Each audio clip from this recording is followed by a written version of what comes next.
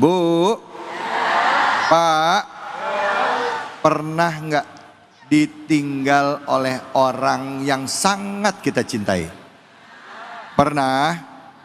Orang tuanya yang masih ada dan ada juga orang tua yang sudah tiada. Ada yang ditinggal meninggal dunia oleh orang tuanya.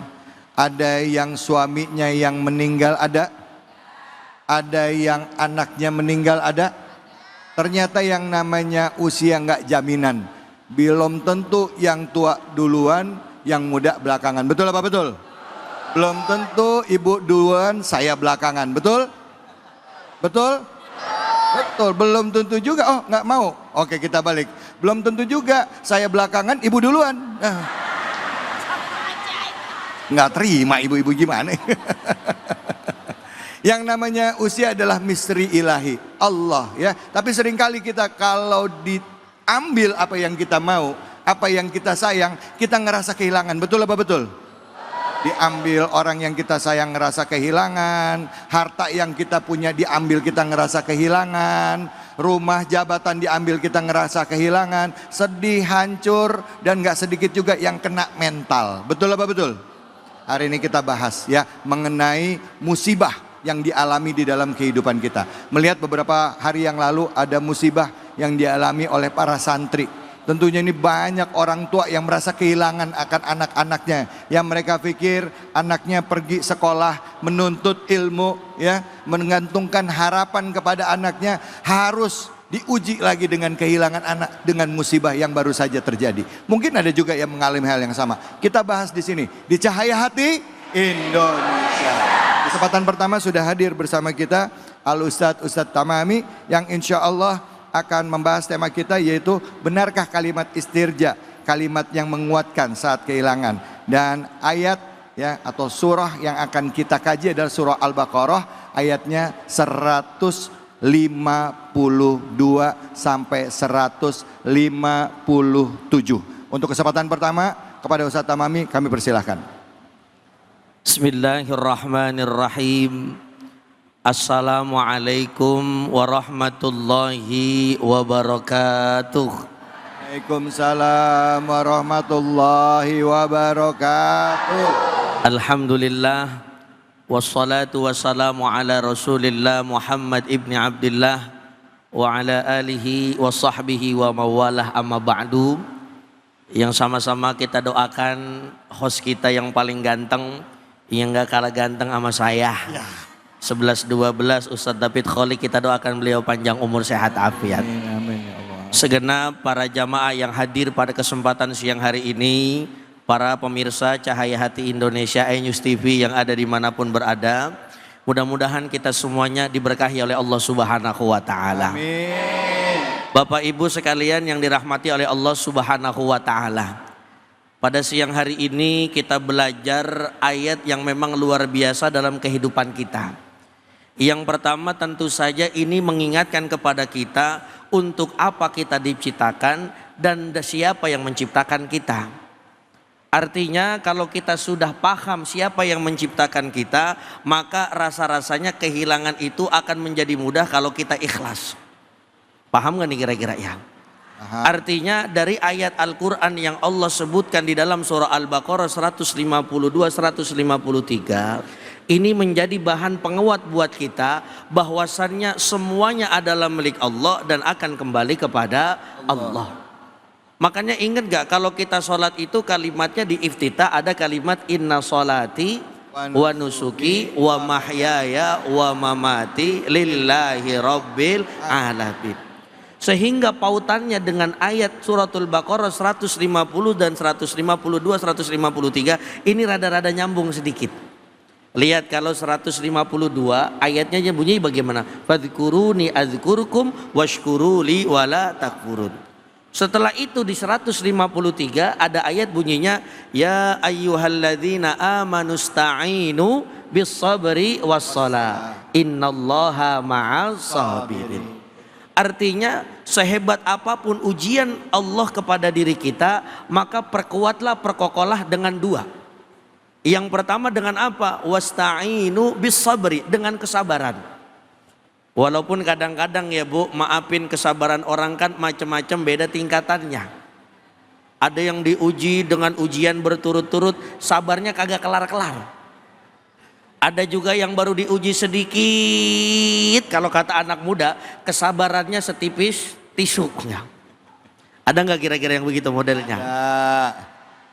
Baru hilang sendal sebelah kanan di masjid, ngomongnya seminggu kagak kelar-kelar tuh. Gua besok kagak mau sholat di sono lagi, ngapa? Habisnya sendal gua kanan doang yang hilang, sekalian kiri kayak sekalian ya tuh ya.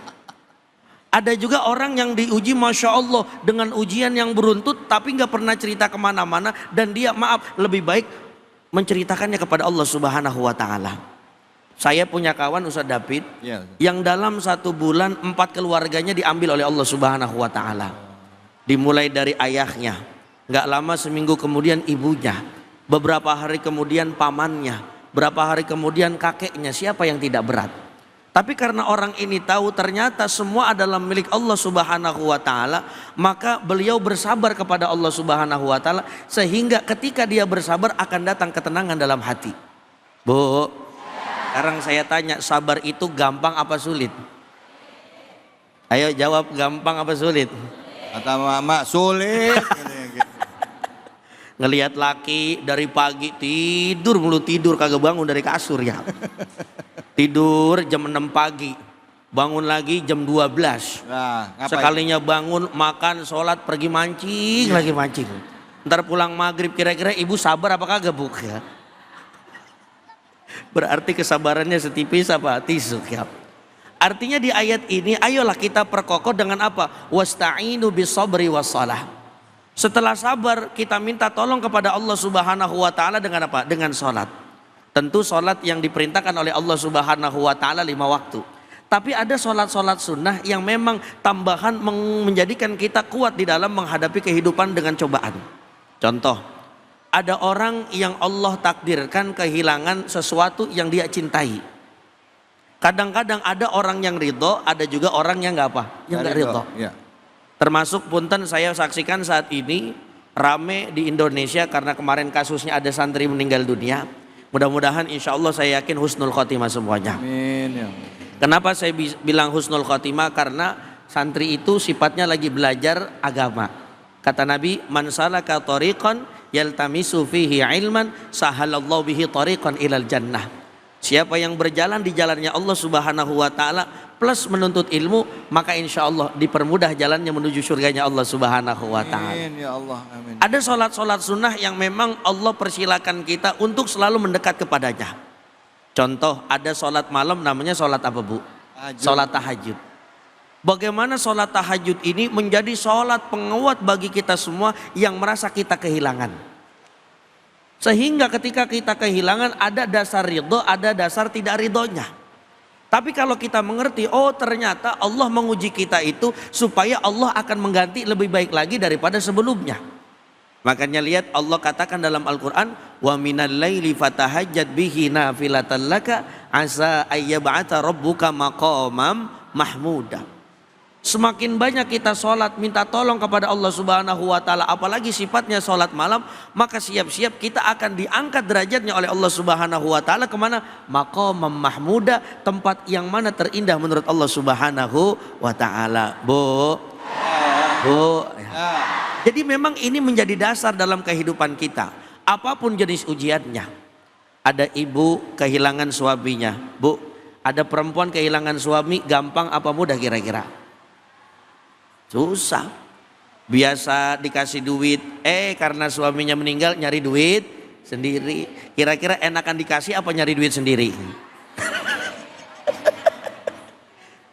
Ya Bu, kadang-kadang maaf ya kalau nyari sendiri kan di mana, kalau bahasa orang Betawi juntrungannya.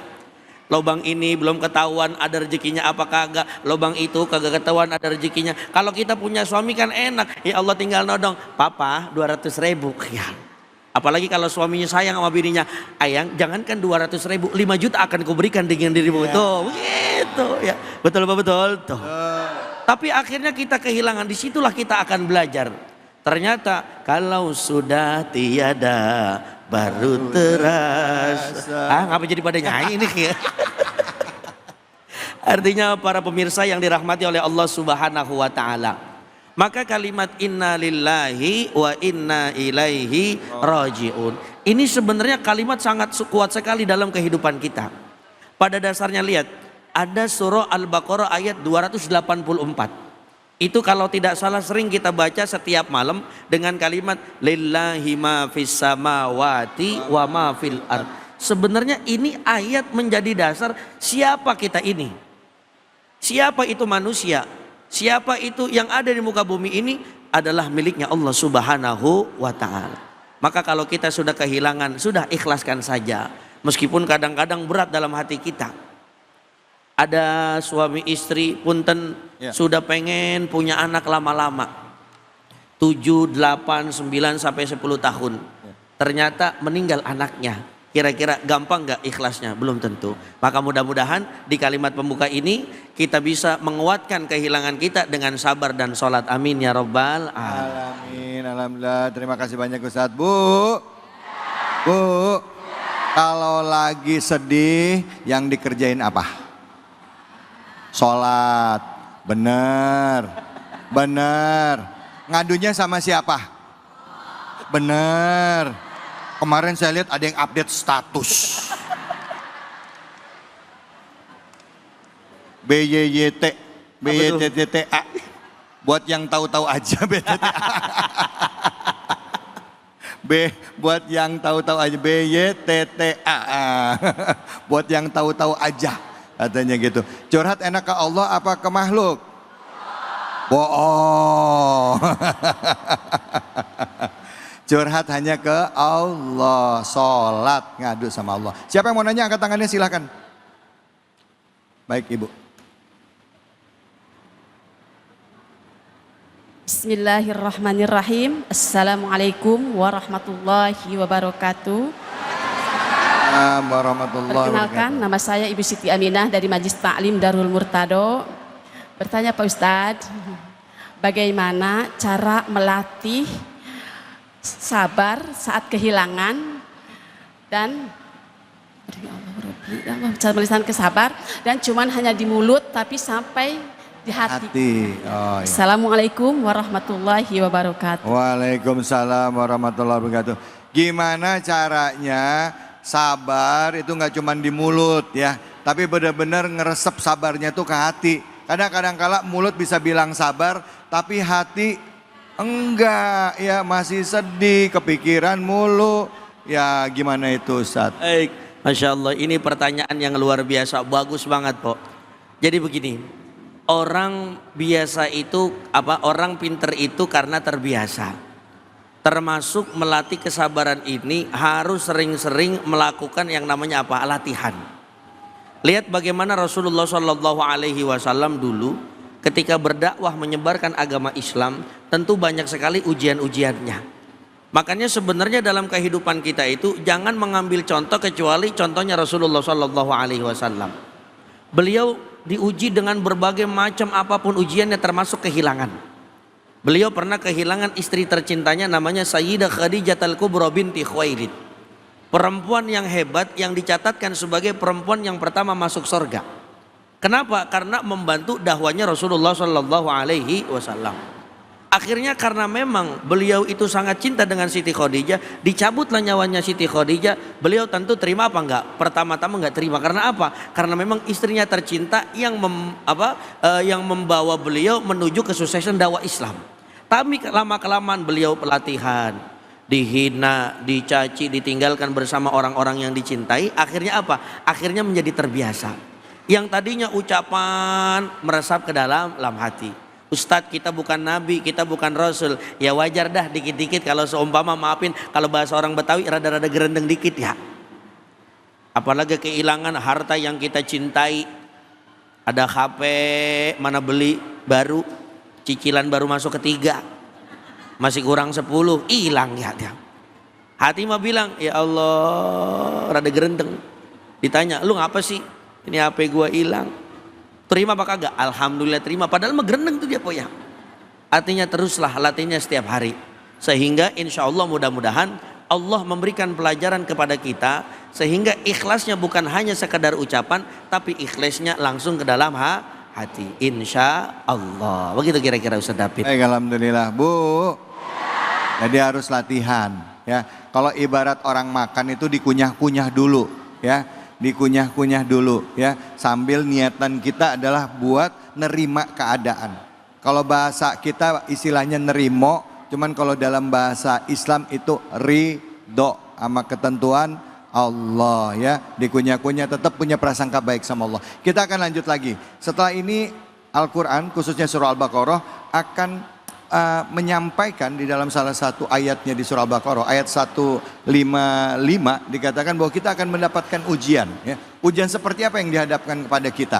Apakah kehilangan orang yang kita cintai juga bagian dari ujian? Apakah ini justru sebenarnya adalah musibah? Atau ini sebenarnya adalah peringatan dari Allah kepada kita? Jangan kemana-mana, tetap di sini di Cahaya Hati Indonesia.